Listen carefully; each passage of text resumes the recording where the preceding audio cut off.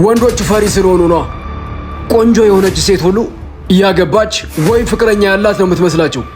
ግን በዚች ምድር ላይ በወንድ ጦት ምክንያት እንደ ቆንጆ ሴቶች የሚሰቃይ የለም።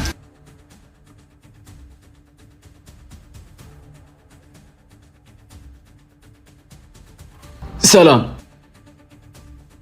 ላንቺ የምገባሽ ወንድ ነኝ። ያዥ። ፍላጎቴን የማውቀው እኔ እንጂ አንተ አይደለም። የሚገባሽን እንጂ የምትፈልጊውን አላልኩሽም።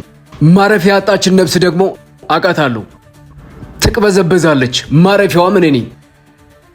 ኧረ እባክህ፣ እስካሁን ስንት ማረፊያ ያጣች ነፍስ አሳርፈሃል።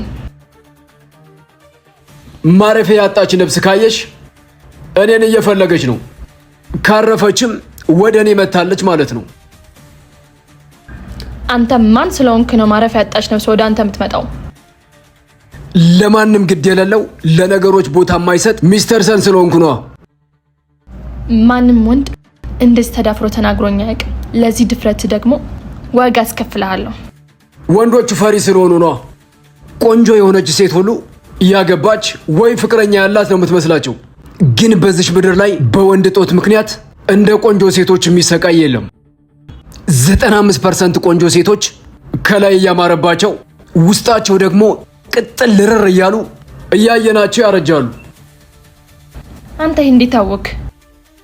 ይህን ለማወቅ አይንና ጆሮ እንጂ ዲግሪ ወይም ማስተርስ አያስፈልገኝም። ቆንጆ የሆነች ሴት ሳታገባ ፍቅረኛ ሳይኖራት ካረጀች በወንዶች ስንፍና ምክንያት ነው። ጥሩ ትፈላሰፋለህ እባክህ። አሁን ከዚህ ፍቅረኛን እየጠበቅኩ ነው። የለሽም፣ አትዋሽ። የለሽም? አዎ የለሽም። ቢኖርሽ ኑሮ ቢያንስ ስነ ስርዓት የሚባል ነገር ይኖርሽ ነበር። እሱ አንተን አይመለከትም። ኦኬ፣ ግን በኋላ ራስሽን የፌሚኒስት አቀንቃኝ ሆነሽ እንዳታገኙ ተጠንቀቂ። እሺ?